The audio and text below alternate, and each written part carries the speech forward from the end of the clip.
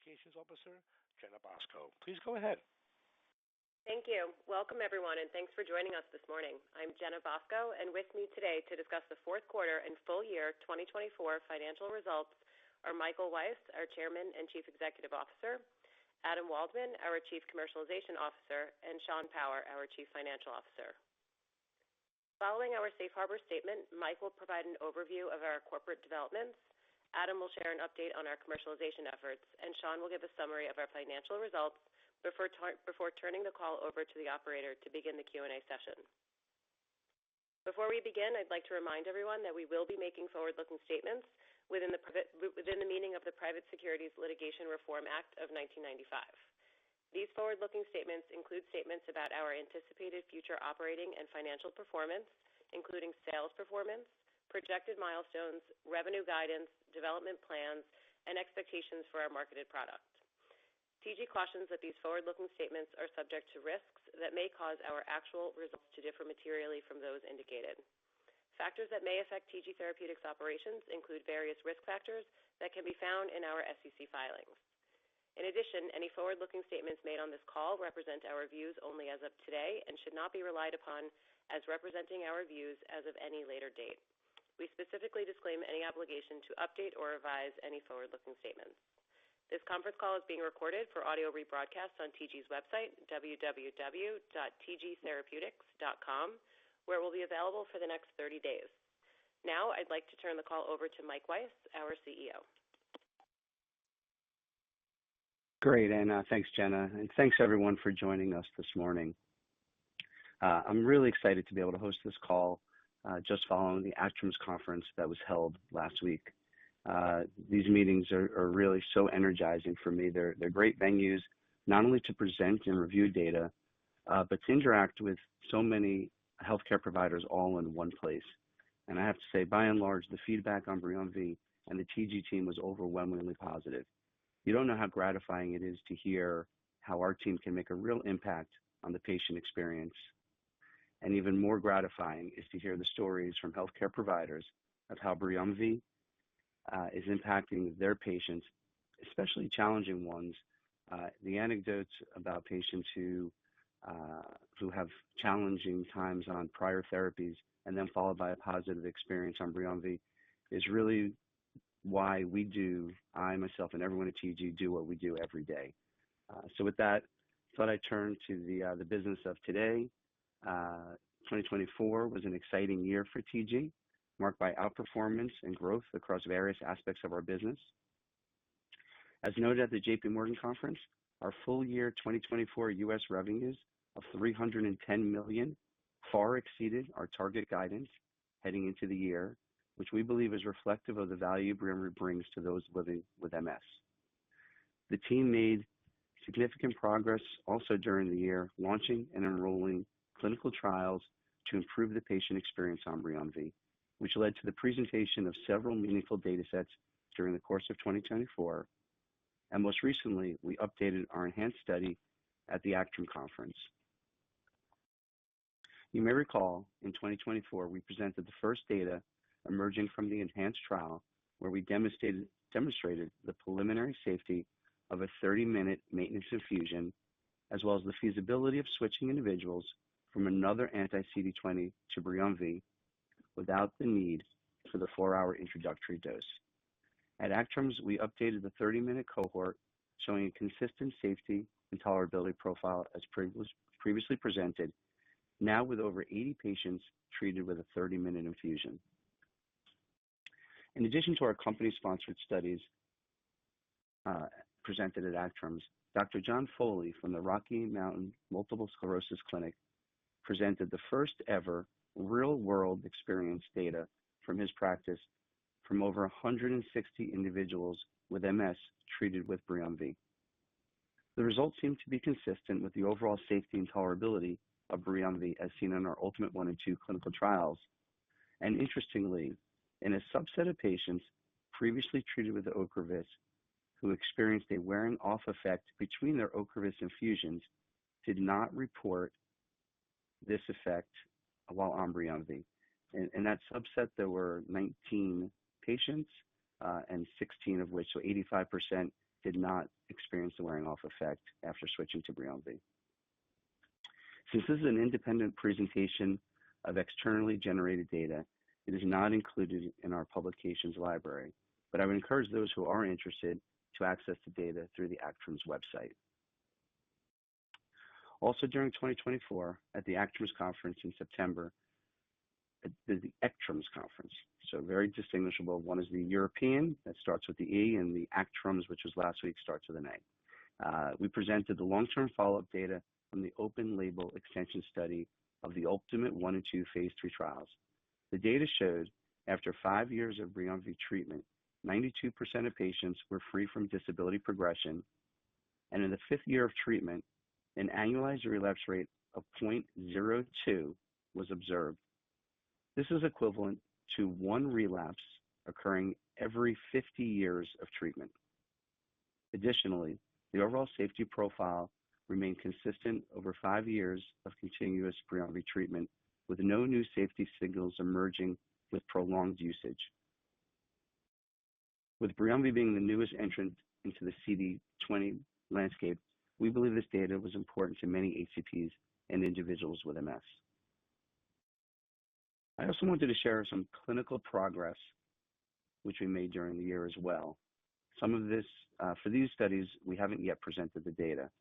Late in 2024, we started a new cohort to the enhanced study that combined the starting dose, which is 150 milligrams given over 4 hours, and the first maintenance dose, which is 450 milligrams given in 1 hour, 2 weeks later.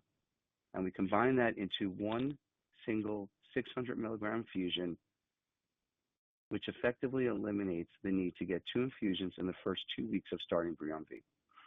While we haven't presented data from this cohort yet, from the data we have seen in over 50 patients, we felt confident that this approach is achievable in a 4-hour infusion, which is the same time frame as our currently approved starting dose.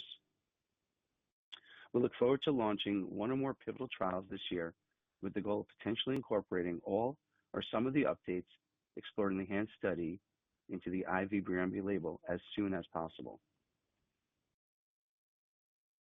Another key effort for us is developing and commercializing a subcutaneous formulation of BRIUMVI.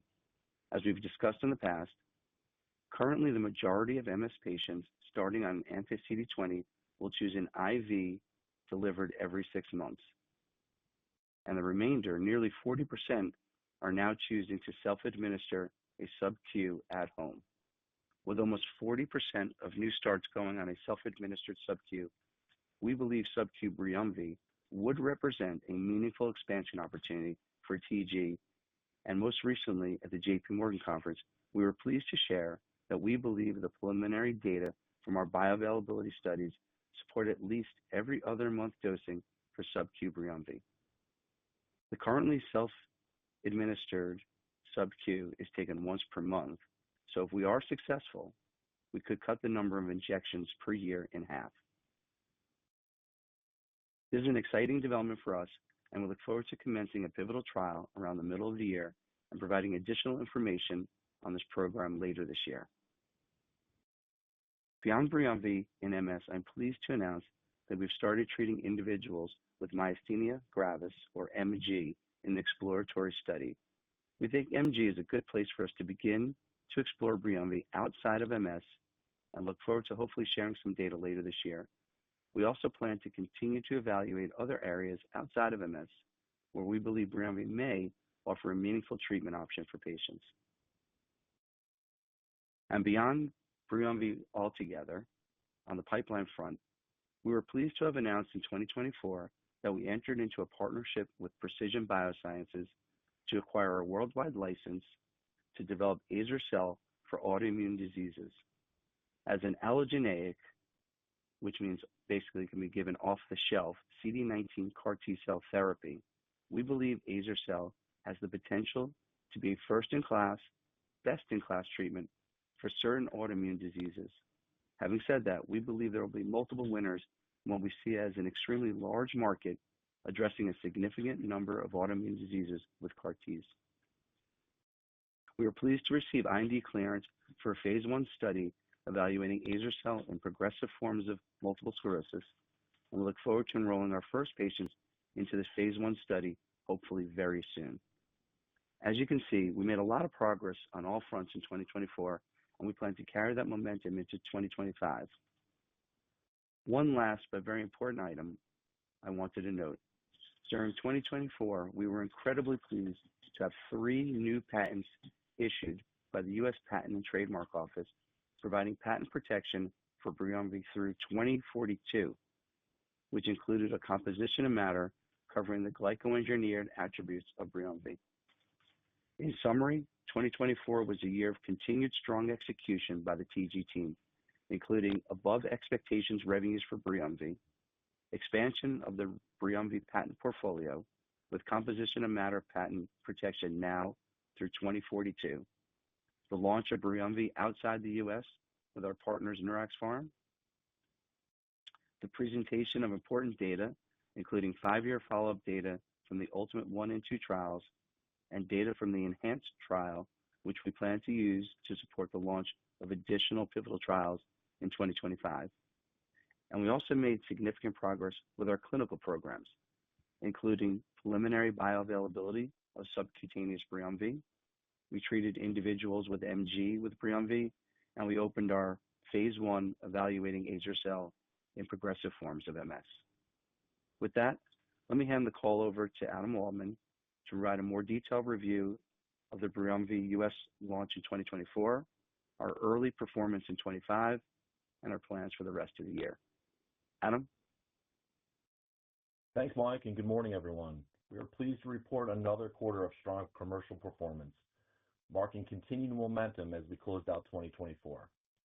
Despite a new competitive entrant, we delivered significant quarter-over-quarter growth, reinforcing our confidence in BRIUMVI's positioning and long-term potential in the relapsing MS market.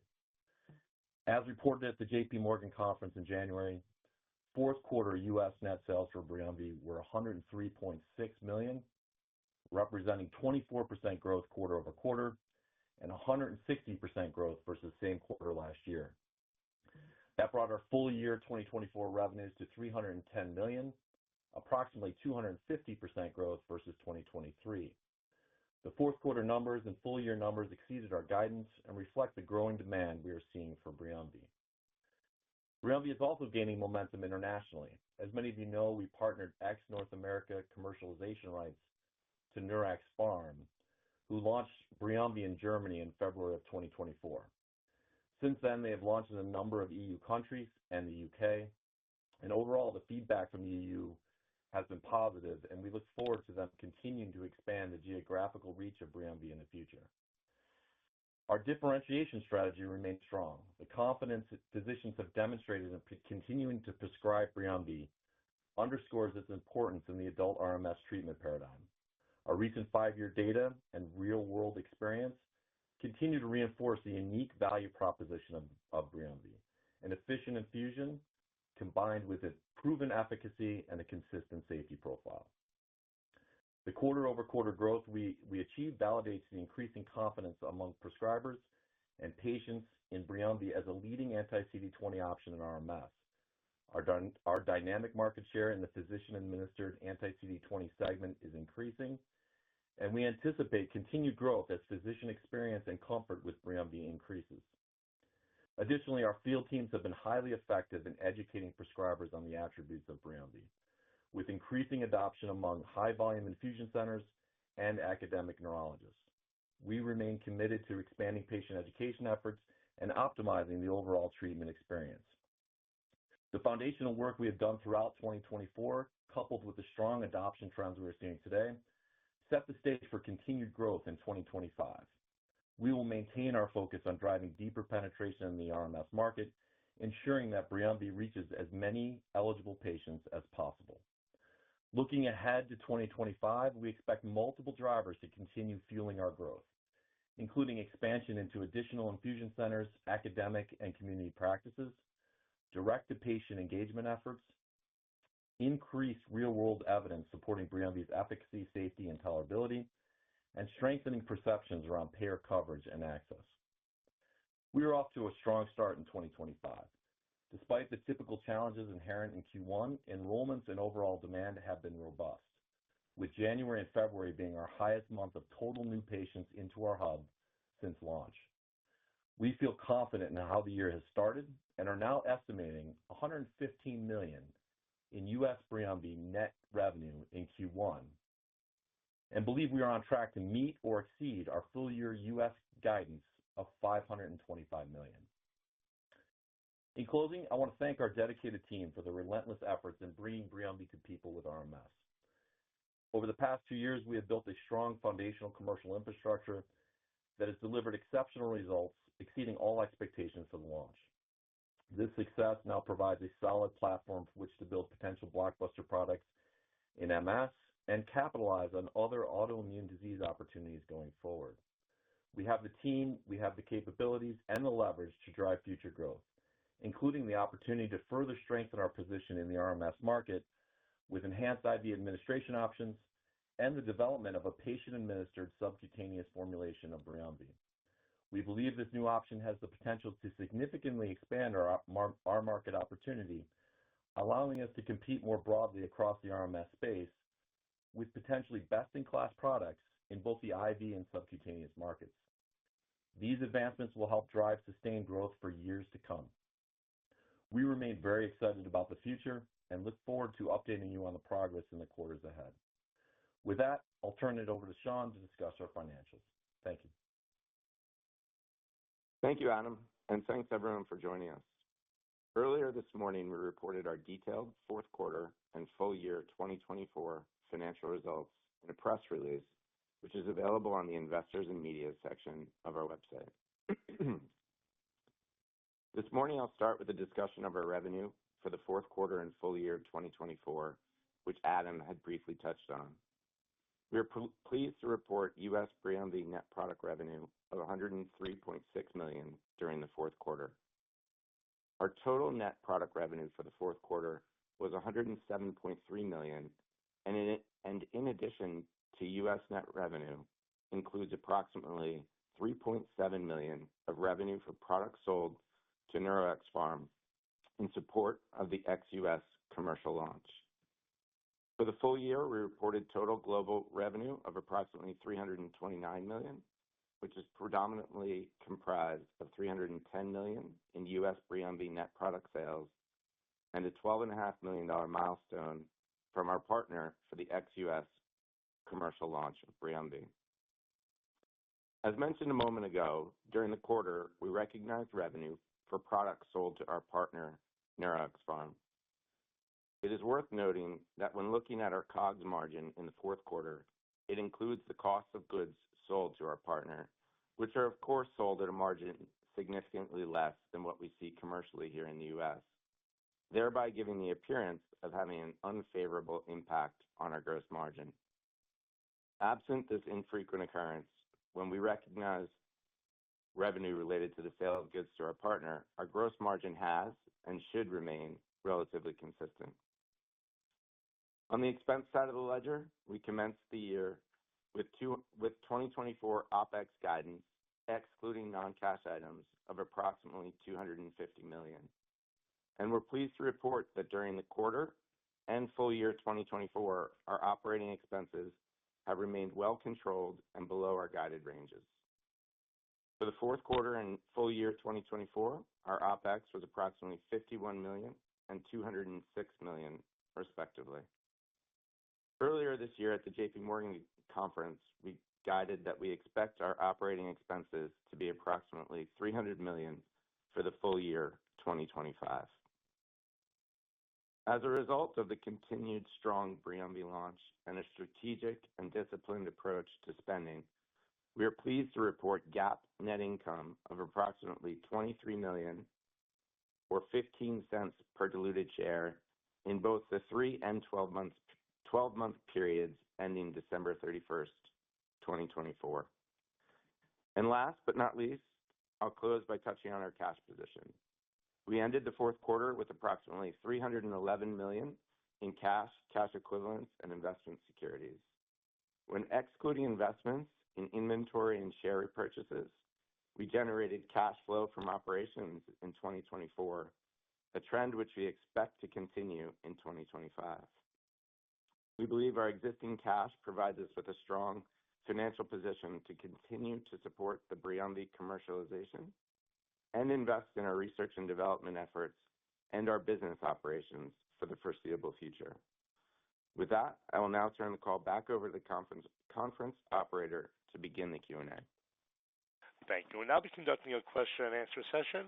If you'd like to be placed into question queue, please press star one on your telephone keypad. As a reminder, we ask you please ask one question and one follow-up, then return to the queue. If you'd like to remove your question from the queue, please press star two. Once again, that's star one to be placed into question queue. Our first question is coming from Prakhar Agrawal from Cantor Fitzgerald. Your line is now live. Hi, good morning, and thank you for taking my questions, and congrats on all the progress. So maybe firstly, you mentioned about January and February being strong growth and 2025 guide to meaningfully exceed the $525 million that you gave. So maybe just give more color around that, what you're seeing, what are the biggest segments of growth as you look towards the rest of the year. And secondly, Ocrevus has a high-dose readout this year. Maybe if you can talk about where you see that product playing a role in the market, that would be super helpful. Thank you.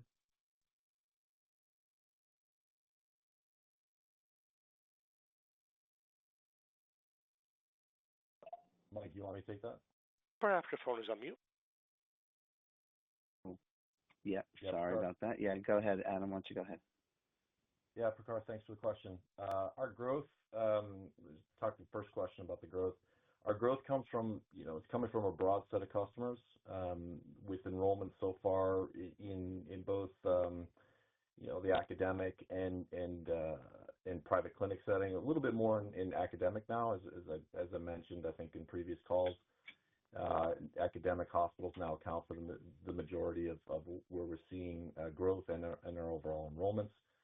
I think that's being driven by a lot of things. So the number of things that we talked about in the call, the 5-year data, the real-world experience, our expansion strategy, of course, with more people in the field versus we did a pretty significant expansion in 2024.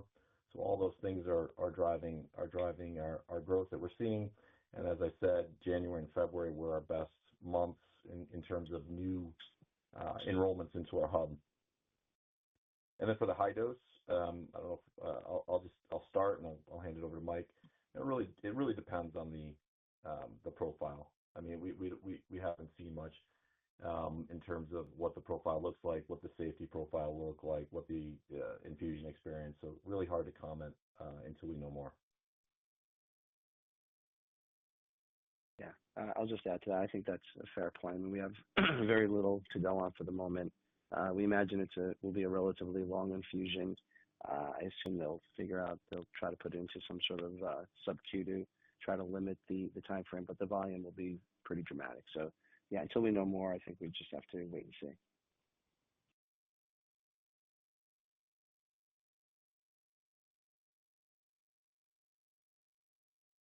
Thank you. Next question today is coming from Michael DiFiore from Evercore ISI. Your line is now live. Hi, guys. Thanks for taking my call and congrats on all the progress. Two for me. Obviously, it seems like the pivotal phase 3 subcutaneous trial for BRIUMVI may come around the middle of the year. To the extent that you can, I mean, has the sub-Q trial design been finalized? And can you confirm whether Q2 months or Q3 months remains the target regimen? And finally, just a follow-up, the expectations on gross to net for the balance of the year. Thank you. Adam, why don't you go ahead and do the gross to net, and I'll come back and do the sub-Q. Yeah, Mike, we expect gross to net in the 70 to 75% range, with some fluctuations quarter to quarter, but that's what we're expecting. Okay. And the sub-Q, yeah. So the target is to get this going hopefully by middle of the year. In terms of the exact design, it has not been finalized. We're still gathering more by. We're still looking at the study design. And in terms of whether it's going to be every 2 months or every 3 months, I think that's still yet to be determined. And it is plausible that we could end up with with potentially studying 2 doses in the phase 3. Got it. Thanks so much. You got it. Thank you. Next question is coming from Ed White from H.C. Wainwright. Your line is now live. Great. Thanks for taking my question. So just a follow-up question on the sub-Q potential.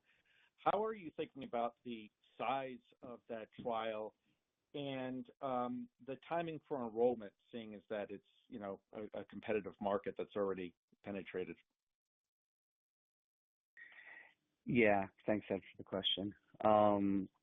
So the size of the trial is most likely going to be similar to the studies that Ocrevus did for their sub-Q. I think we're talking about, somewhere around 200 per arm, probably a little bit less. I'm trying to remember exactly what they were. Maybe they're like 150 per arm. So it's not an incredibly large study. It's not a small study either. But in terms of enrollment, I mean, we enrolled in the pivotal studies for Briumvi 1,000 patients in 12 months or so. So I don't know that enrollment is going to be the challenge here. I just think we just got to get ourselves in a position to get it going. But yeah, we're projecting about a 12-month enrollment period. Could be a little longer, could be a little shorter, but give or take about a year. Yep, you got it. Okay. Thanks. And then just I appreciate the OpEx guidance.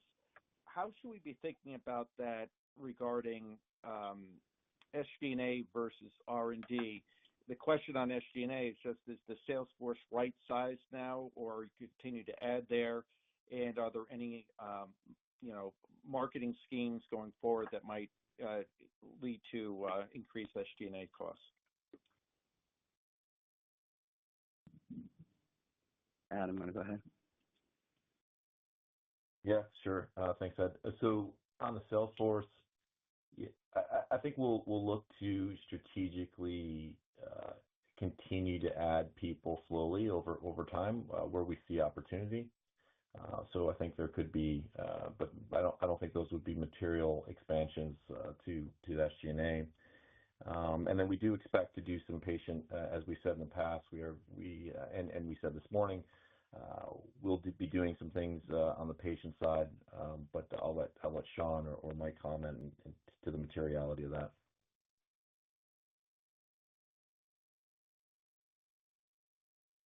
Yeah, I don't have any further comments. Sean, do you on that?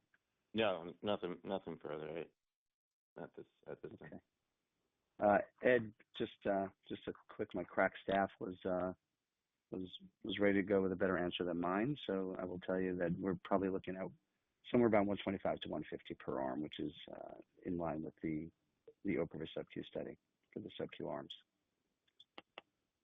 Okay, great. Thanks, Mike. Thanks for taking my questions. Yep, thank you. Thank you. Next question is coming from Eric Joseph from J.P. Morgan. Your line is now live. Hi, good morning. Thanks for taking the questions.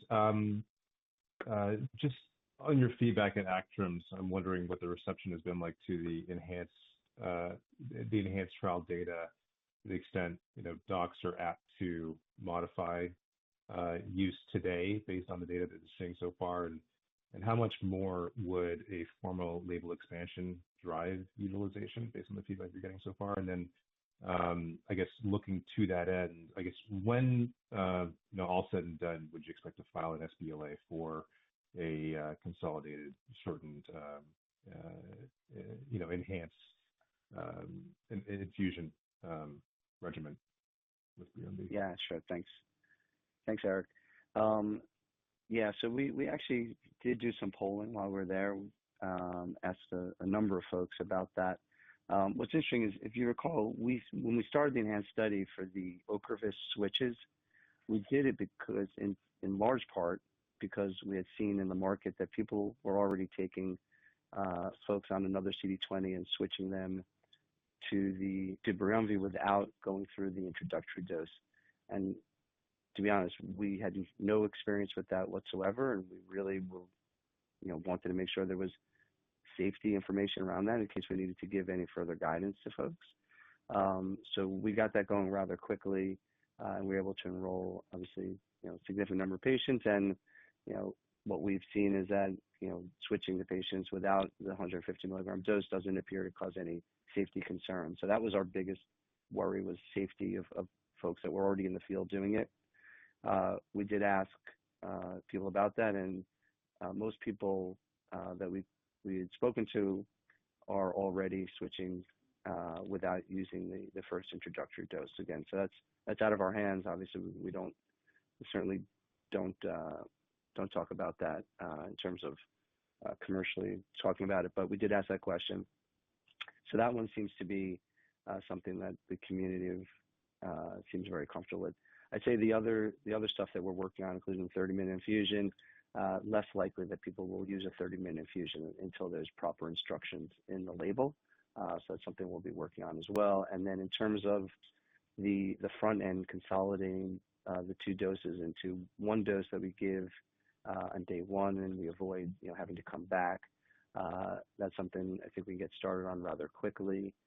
We'd hope to have a BLA, potentially a PDUFA date for something like that by mid-27. So we'll keep you posted. But yeah, I think that's probably the one that could happen the fastest.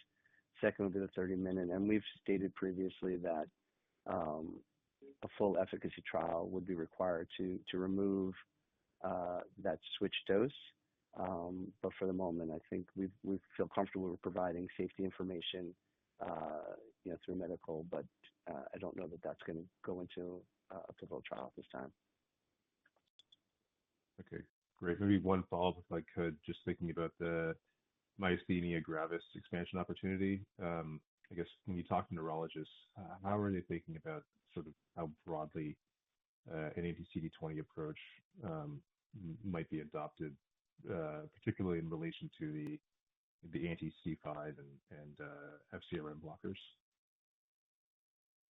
Yeah, I mean, like I said previously, I mean, we are exploring MG. It was one that we've had on our list for a while. It's not as underserved as it used to be, but we do think there's room potentially for a highly active, convenient, safe treatment option that could be potentially provided in a cost-effective way. I mean, right now the treatments for MG are all on the highest scale of expenses, and we know Briumvi is quite cost-effective in how we've priced it. So I think there's room in MG. Again, we've said previously we're not yet ready to plant a flag and say MG is our next development program, but we do think it's interesting.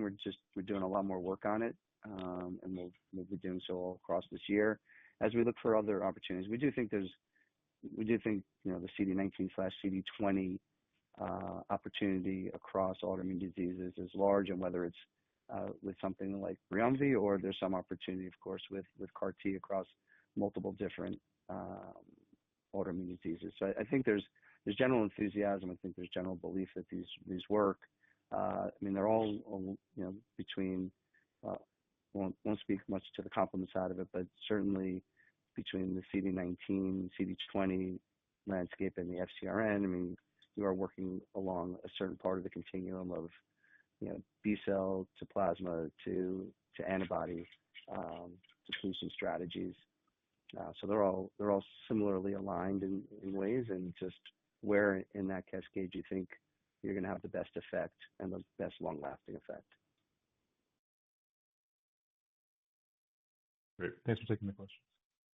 You got it. Thank you. Next question is coming from Mayank Mamtani from B. Riley Securities. Your line is now live. Yes, good morning, team. Thanks for taking our questions, and congrats on a great start to 2025. Are you able to share the revenue split of new to Briumvi versus maintenance patient segment? And just wondering, looking forward, has there been a change to an internal assumption when maintenance segment revenues exceed to that of new patients?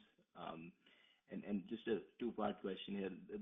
On a dynamic market share basis, are you able to comment on where you stand based on how you look at switch from another DMT or CD20 therapy? Adam, you want to go ahead and give a crack, and if I can add on top if necessary? Yeah, sure. Thanks for the question, Mike. As far as the revenue splits, I don't have that for you. I think what I've said in the past is that, early in 2025, we will start to see repeat prescriptions be the majority of the prescriptions that is forecasted to happen in the early part of 2025. That's our expectation. I can provide more detail on that in the future. And then as far as the dynamic market share, I think we said this at JP Morgan, we're getting about 1 in 4, on 1 in 4 patients on IV CD20 today, which represents about 60% of the market. But that number is increasing, and certainly we expect that to increase throughout the year.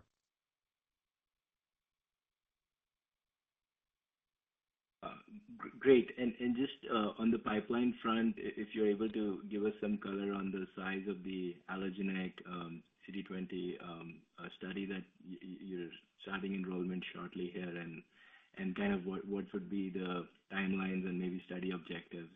I understand this would be dose finding initially, but any pharmacodynamic data that we could expect would be helpful to get some color, Mike. Thanks for taking the question. Yeah, sure. So that study is ready to launch. We're ready to receive patients. The study is not yet enrolled its first patient, so I'd like to say we're going to have lots and lots of patients, Mayank, but so far a bit of a slow start out of the gate here. The goal, as you mentioned, is dose finding. So first step is finding the right dose, finding the right conditioning regimen that makes the most sense in these patients and in this setting. So we've got a little bit of work to do there. And in terms of outcomes for patients with progressive forms of MS, I mean, the ultimate goal is you slow or stop the progression. Unfortunately, that's not something that you will be able to see easily with a handful of patients. So I don't think we're in this for some sort of miracle data that we give the CAR T to a person with progressive forms of MS, and all of a sudden you can see some dramatic effect. Hopefully, we will be able to slow or stop that progression, which would be fantastic. There are biomarkers that could be looked at. There's some CNS biomarkers, oligoclonal bands would be interesting. Certainly, we'll look at B cell depletion and repletion. So it's some of these biomarkers are out there. We can look at those, but I think at some point we'd have to just get enough conviction to move forward with a randomized, which is the only way for primary forms of progressive forms of MS. Having said that, we're also looking to expand into other disease states, which I'd call adjacent or ancillary to MS, and things we think we could do well to get started, and then we can think about further expansion of that opportunity. But I'd prefer probably at this point to start slow, and let's do some dose finding, and let's make sure we can have a safe product that at least depletes B cells effectively in folks with autoimmune diseases. Great. Very helpful. Thank you, Mike. Thanks, Mayank. Appreciate it. Thank you. We reached the end of our question and answer session. I'd like to turn the floor back over to Mike for any further closing comments. Great. Thank you. And thanks again, everyone, for joining today's call. We've been incredibly pleased with the progress made in 24, and of course, looking forward to an exciting 25. I think you heard some really exciting developments, both on the commercial front and the early enrollments that we're seeing, giving us a really nice feel for the year. Just to restate some primary goals for us, commencing pivotal program for sub-Q BRIUMVI, commencing one or more pivotal studies to enhance the overall patient experience with BRIUMVI, enrolling participants into the ongoing trials for BRIUMVI and myasthenia gravis, enrolling, hopefully, as we discussed in this last question, our first patients into the phase 1 azer-cel study, and we'll continue to make presentations during the course of the year, and as Adam described in great detail, really, continue to push hard to bring BRIUMVI as far and as wide as we can into the patient community in the U.S. and our partners ex-U.S. So with that, again, I'll just thank everyone for joining us and have a great day. Thank you. That does conclude today's teleconference and webcast. You may disconnect your line at this time and have a wonderful day. We thank you for your participation today.